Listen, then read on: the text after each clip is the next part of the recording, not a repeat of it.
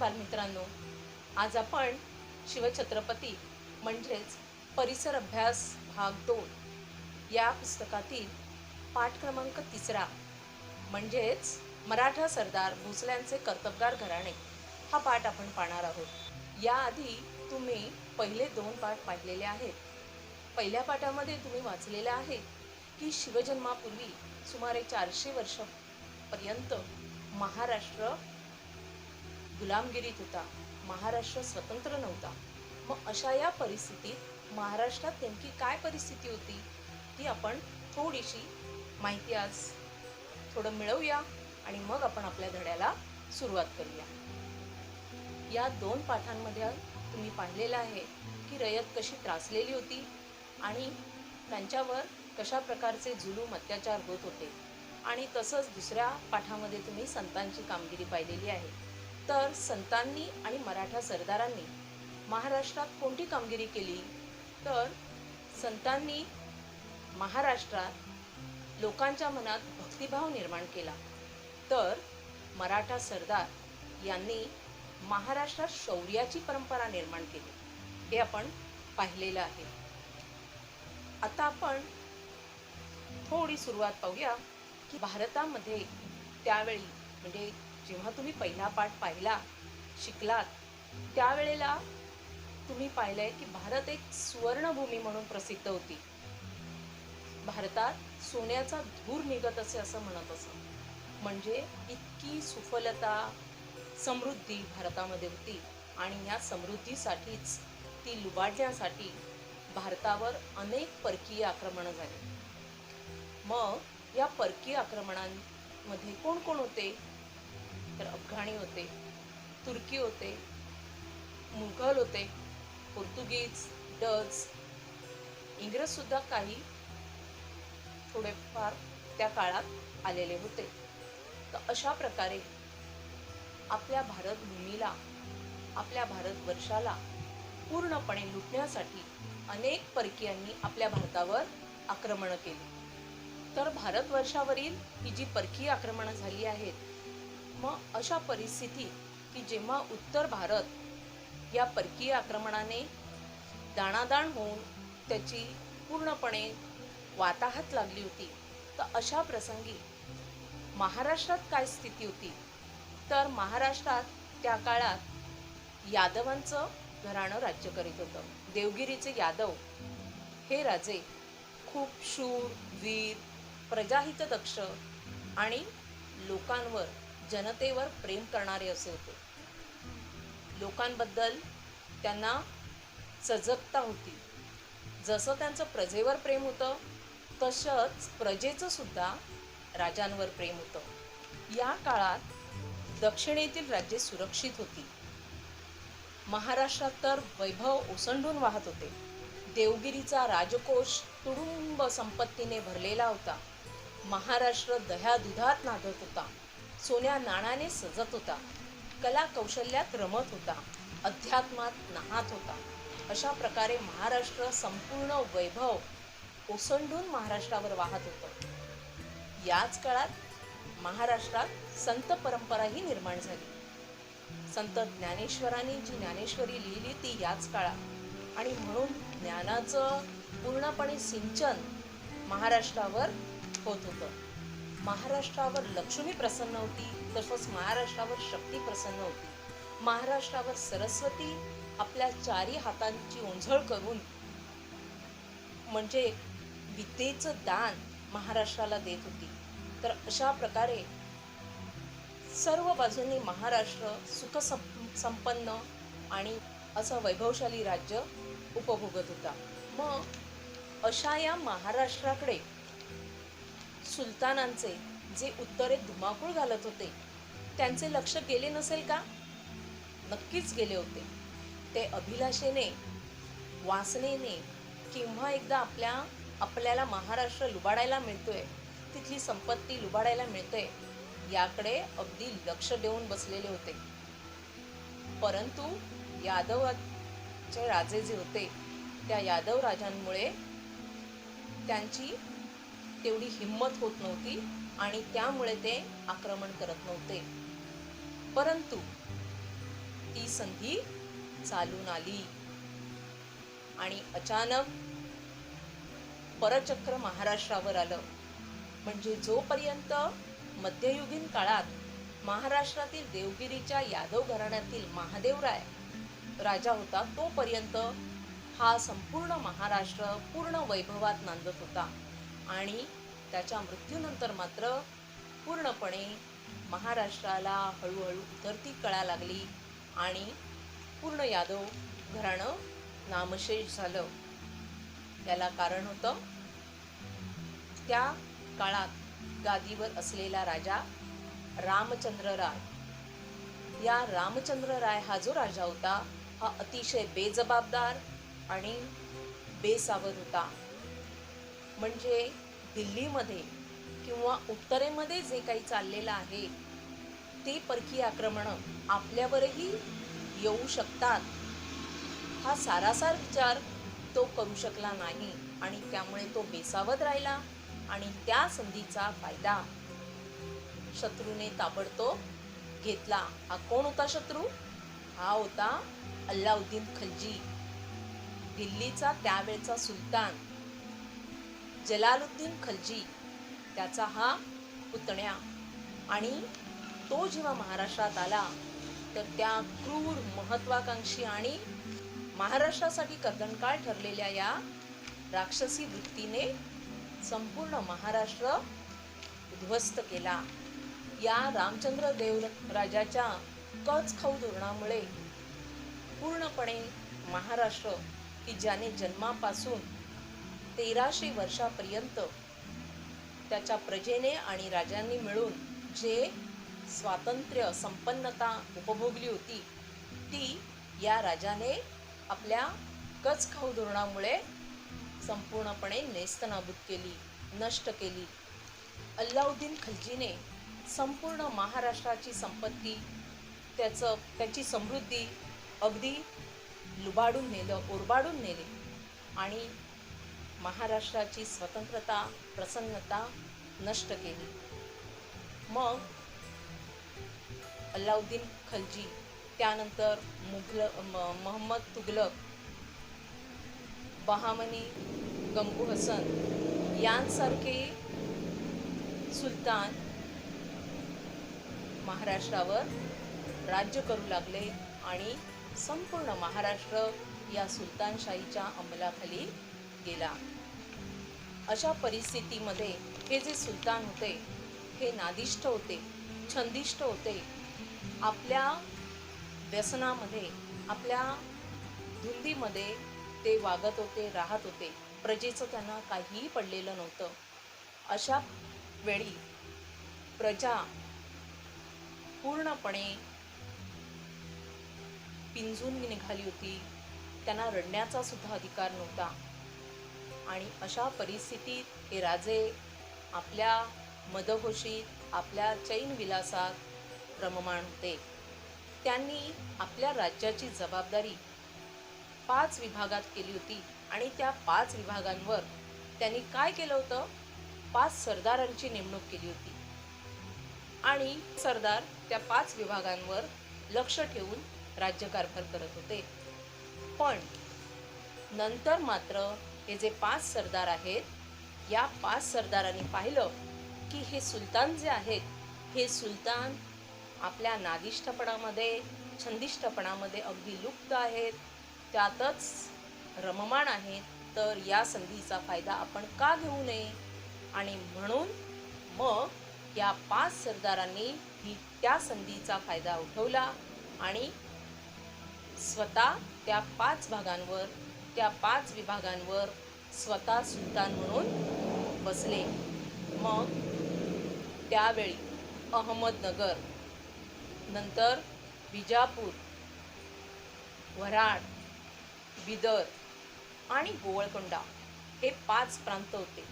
मग ह्या 5 प्रांतावर त्यांनी आपण स्वतः सुलतान असल्याचं जाहीर केलं. मग अहमदनगरच्या गादीवर बसणारा जो राजा, तो निजामशाह, विजापूरचा आदिलशाह, वऱ्हाडचा इमादशाह, बिदरचा बरीदशाह आणि गोवळकोंड्याचा कुतुबशहा.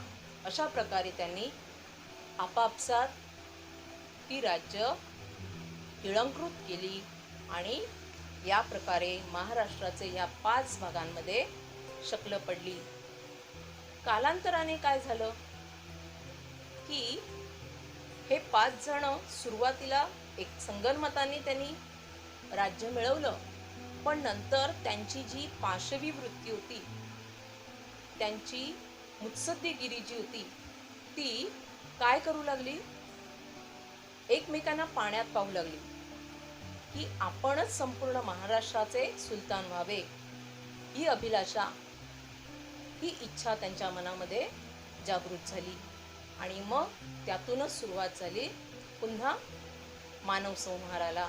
आणि या परिस्थितीत मरत होता, लढत होता फक्त मराठा आणि मराठाच. अल्लाउद्दीन खलजी आला, तो फक्त 8,000 सैन्य घेऊन, आणि या 8,000 सैन्यानिशी त्याने जे काही महाराष्ट्रावर अत्याचार केले त्यामध्ये जनतेने असं कोणत्याही प्रकारचं दुःख पूर्वी भोगलेलं नव्हतं. मग अशा परिस्थितीत या अल्लाउद्दीन खिलजीने जी दक्षिणेत असलेली सुंदर सुंदर मंदिरं होती, ती मंदिरं फोडून टाकली, त्यातल्या मूर्ती त्याच्या ठिकऱ्या करून टाकल्या. मग लोक जी या पाशवी आणि क्रूर आक्रमणाने जी हतबल झाली होती, ती याचना तरी कोणाकडे करणार? कारण याचना करणारा जो देव, त्याची देवालय, त्याच्या मूर्ती, त्या सगळ्या तुटत होत्या, भंगत होत्या. या लोकांच्या मनात असे भाव निर्माण झाले की जो देव स्वतःचं रक्षण करत नाही, तो आपले काय करणार? अशा या भावनेतून निर्माण झाली महाराष्ट्रात संत परंपरा. तुम्ही पाहिलं असेल दुसऱ्या धड्यात की निरनिराळ्या समाजातून, निरनिराळ्या समाज स्तरातून महाराष्ट्रात निरनिराळे संत निर्माण झालेले आहेत, निरनिराळे संत उदयाला आलेले आहेत. तर या काळात निरनिराळ्या समाजातील जाती धर्माचे लोक आपल्या सुखासाठी नाही, तर या बिथरलेल्या जनतेला दिशा दाखवण्यासाठी, त्यांना भक्ती मार्गावरचा विश्वास ढळू न देण्यासाठी ही संत परंपरा उदयास आलेली दिसते. संत मोहम्मद, संत चोखामेळा, संत जनाबाई, संत नरहरी सोनार, संत नामदेव शिंपी, संत गोरा कुंभार, संत एकनाथ, संत सावतामाळी, संत ज्ञानेश्वर, संत कान्होपात्रा, संत सोयराबाई, ही सगळी भक्तांची मांदियाळी या विठुरायाच्या भजनात एकाच कालखंडात उदयास आलेली आपल्याला दिसते. आणि ही संत मांदियाळी जी उदयास आली, ती स्वतःच्या भल्यासाठी, किंवा त्यांनी जे देवाकडे मागणं केलं ते स्वतःच्या भल्यासाठी मागितलं नाही, तर लोकांच्या कल्याणासाठी त्यांनी मागितलं. आणि लोकांमध्ये भक्तीची भावना जागृत केली, लोकांच्या मनात असलेली भीती नष्ट करण्याचा त्यांनी प्रयत्न केला. यामध्ये संत नामदेवांनी तर ही परिस्थिती पाहता त्यांनी भारतभर प्रवास करून मानव धर्माचा संदेश पोचवला. धर्मरक्षणाचा, म्हणजे ज्या लोकांना आपल्या धर्मावर, आपल्या देवावर विश्वास राहिला नव्हता, त्या लोकांच्या मनात धर्मरक्षणाचा आणि भक्तिभावाचा खंबीर निर्धार निर्माण केला. अशा प्रकारे हे कार्य पूर्ण भारतभर पसरवण्याचं काम संत नामदेवांनी केलेलं आहे. मराठा सरदार अतिशय काटक, शूर, तसंच धाडसी होता, स्वामिनिष्ठ होता. हातात भाला, कमरेला तलवार असा धाडसी मराठा जवान घोड्यावर मान घालून सरदारांच्या फौजेत जेव्हा दाखल होत असे, तेव्हा त्याला कोण अभिमान वाटत असे. लढाईमध्ये मर्दुमकी गाजवणं म्हणजे त्याला खूप भूषणाहं वाटत असे.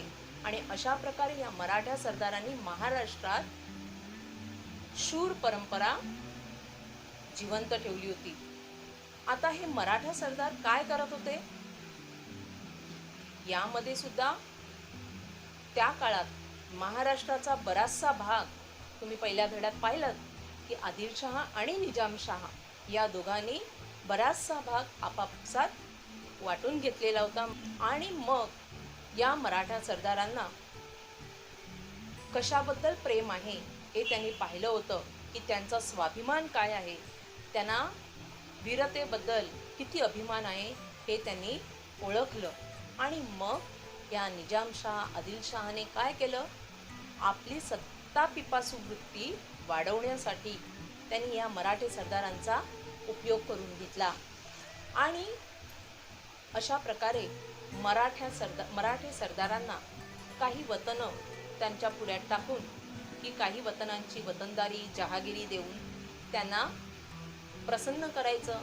आणि मग हा मराठा सरदार त्यांच्या म्हणजे निजामशहाकडे किंवा आदिलशहाकडे चाकरी करण्यास येत असे. हा जो शूर मराठा सरदार होता त्यात काही कर्तबगार घराणी होती. उदाहरणार्थ मुधोळचे घोरपडे, फलटणचे निंबाळकर, सिंदखेडचे जाधव, जावळीचे मोरे आणि वेरूळचे भोसले अशी काही कर्तबगार घराणी या मराठा सरदारांमध्ये होती. मग यांच्याकडे शौर्य होतं, वीर तर होतेच, पण त्यांच्याकडे त्यांच्या पदरी स्वतःची फौज असे. म्हणजे मराठा जवान जो असे, आता इथे मराठा म्हणजे मराठा जात समजायची नाही आहे, तर महाराष्ट्रात राहणारा तो मराठा, तर असा महाराष्ट्रीय तो मराठा. तर त्या मराठ्यांमध्ये शूरता वीरता निर्माण करण्याचं काम या मराठा सरदाराने केलं. ते आपल्या फौजेमध्ये त्या मराठा सरदारांना दाखल करून घेत, त्यांना लढाईचं शिक्षण देत, त्यांना पराक्रमाची गोडी लावत आणि अशा प्रकारे असे फौजबंद सरदार म्हणजे स्वतःकडे अशी फौजबंद तुकडी तयार झाली की मग ते फौजबंद सरदार आदिलशहाकडे किंवा निजामशहाकडे चाकरीसाठी जात असत. मगाशी सांगितल्याप्रमाणे की आदिलशहा आणि निजामशहा हे काय करत, या मराठे सरदारांना काही वतनदारी देत आणि त्यांचा उपयोग लढाईमध्ये करत असत. मग निजामशहाकडून लढणारा कोण असे, मराठा सरदार, आदिलशहाकडून लढणारा कोण असे, मराठा सरदार. म्हणजे दोन्ही बाजूने लढणारा मराठाच माणूस, मराठाच सरदार, आणि जो मारला जात असे त्या लढाईमध्ये विजयी होत असे तो सुद्धा मराठाच. म्हणजे नुकसान होत होतं मराठ्यांचं, आणि हे मात्र त्या मराठा सरदारांच्या लक्षात येत नव्हतं. या मराठ्यांना निजामशहा किंवा आदिलशहाकडून वतनं मिळाली की त्या वतनाचे ते स्वतःला राजे समजायचे आणि मग राजासारखं ते आपल्या त्या गावांवर त्या वतनावर हुकूमत चालवायचे आणि मग त्या वतनावर त्यांचं प्रेम असायचं. त्याचबरोबर या मंडळींना आदिलशहा आणि निजामशहा यांच्या दरबारात खूप मान होता, प्रतिष्ठा होती. आणि अशा प्रकारे हे मराठा सरदार काय करत होते, आदिलशहा आणि निजामशहा यांची चाकरी करण्यात धन्यता मानत होते. आपले शौर्य, आपली ताकद, सर्वस्व पूर्णपणे या दोन्ही सत्तापिपासू आणि जुलमी विधानांसाठी आपल्या प्राणांची आहुती देत होते. तर लखुजी जाधव स्वतःला देवगिरीच्या यादवांचे वंशज समजायचे. ते शिवरायांची मातोश्री जिजाई यांचे ते वडील म्हणजे जिजाबाई त्यांची कन्या. तर लखुजी जाधव हे यादवांच्या वंशातले स्वतःला समजायचे, पण त्यांनी सुद्धा या सुलतानांपुढे आपले गुडघे टेकले होते आणि त्यांची चाकरी करण्यात ते धन्यता मानत होते. आणि मगाशी म्हटल्याप्रमाणे मग मुधोळचे घोरपडे असू देत, जावळीचे मोरे असू देत, सिंदखेडचे जाधव असू देत, या सरदारांकडे आपला स्वतःचा फौजफाटा असे, त्यांचे जवान असत, त्या जवानांना ते लढाईचं शिक्षण देत, पराक्रमाची गोडी लावत. हे सारे मराठे सरदार शूर होते, वीर होते. त्यांच्यापैकी अनेकांचे आपापसात हाडवैर होते. हाडवैर म्हणजे आपापसात त्यांची भांडणं होती, एकमेकांचे ते शत्रू होते. आता हे शत्रू कोणी निर्माण केले? निजामशाह आणि आदिलशाह यांनीच. त्यांना वतन देऊन त्यांच्यात आपापसात भांडणं लावून द्यायचे, त्यांच्यात हेवेदावे निर्माण करायचे की जेणेकरून ते स्वतःच परस्परांशी लढाई करतील, परस्परांशी भांडणं करतील आणि त्यांची शक्ती कमी होईल. तर अशा प्रकारे या शूर सरदारांचा अशा प्रकारेही दुरुपयोग या निजामशाह आणि आदिलशहाने केलेला आपल्याला पाहायला मिळतो. त्यानंतर हे जे मराठा सरदार होते ते पाहत होते की आपल्या महाराष्ट्रातील जनतेवर काय परिस्थिती आहे, ही जनता कशी त्रासली जात आहे, ती कशी गांजली आहे. पण आपल्या या जनतेसाठी, आपल्या या लोकांसाठी आपण एकत्र येऊन काहीतरी करावं, त्यांना या दुःखातून मुक्त करावं, असं मात्र त्यांना अजिबात वाटत नव्हते, अशी दृष्टी त्यांना नव्हती. त्यामुळे त्यांच्या अंगी असलेलं जे शौर्य होतं ते शौर्य कोणाच्या कामी उपयोगी पडत असे? परकीयांच्या, निजामशाह, आदिलशाह यांच्या कामी ते उपयोगी पडत असे, की जे प्रत्यक्षात त्यांचे शत्रू होते, पण त्यांच्याशी एकनिष्ठ वागणं, स्वामिनिष्ठता दाखवणं ह्यात ते धन्यता मानत होते. परंतु असे जरी असले तरी महाराष्ट्रातील हजारो तरुणांना त्यांनी पराक्रमाची गोडी लावली. त्यांनी अनेक पराक्रमी वीर तयार केले. म्हणजे आपण जे मगाशी पाहिलं की प्रत्येक सरदाराकडे फौजबंद जवान असत, फौजबंद त्यांची तुकडी असे. अशा प्रकारे महाराष्ट्रात ही जी भयभीत झालेली जनता होती, त्याचबरोबर या मराठा सरदारांबरोबर एक पराक्रमी, एक शूरवीर मराठा सरदार सुद्धा उदयास आलेले होते. आणि ते त्यांची जी पराक्रमी वृत्ती आहे ती महाराष्ट्रात जिवंत राहिली होती आणि ती जिवंत ठेवण्याची कामगिरी या मराठा सरदारांनी केली. आणि हीच शौर्याची वृत्ती, पराक्रमाची वृत्ती पुढे शिवरायांच्या राज्यकारभारासाठी उपयोगी कशी आली आहे ती आपल्याला पाहायला मिळणार आहे. या सरदारांपैकी वेरूळचे भोसले घराणे जे होते ते या सगळ्या सरदारांमध्ये अतिशय पराक्रमी निघाले. त्यांनी नेमकी कोणती कामगिरी केली, कशा प्रकारे ते इतर सरदारांपेक्षा उजवे ठरले, हे आपण माहिती पुढच्या तासाला पाहूया. आता मी तुम्हाला गृहपाठ सांगते. हा जो गृहपाठ आहे हा गृहपाठ तुम्ही तुमच्या गृहपाठ वहीत सोडवायचा आहे. प्रश्न पहिला आहे, उत्तर लिहा. महाराष्ट्रात संतांनी व शूर मराठा सरदार यांनी कोणती कामगिरी केली? दुसरा प्रश्न आहे, माहिती लिहा. शूर मराठा सरदार. प्रश्न तिसरा आहे, पुढील तक्ता पूर्ण करा. घराणी आणि त्यांची ते ठिकाणं असा तो तक्ता आहे. मग वेरूळचं घराणं कोणतं, सिंदखेडचं कोणतं, फलटण, मुधोळ आणि जावळीचं कोणतं, अशा प्रकारे ती नावं लिहून तो तक्ता पूर्ण करायचा आहे. येतंय लक्षात? शिकवलेला भाग वाचा आणि व्हिडिओ पुन्हा पहा. धन्यवाद.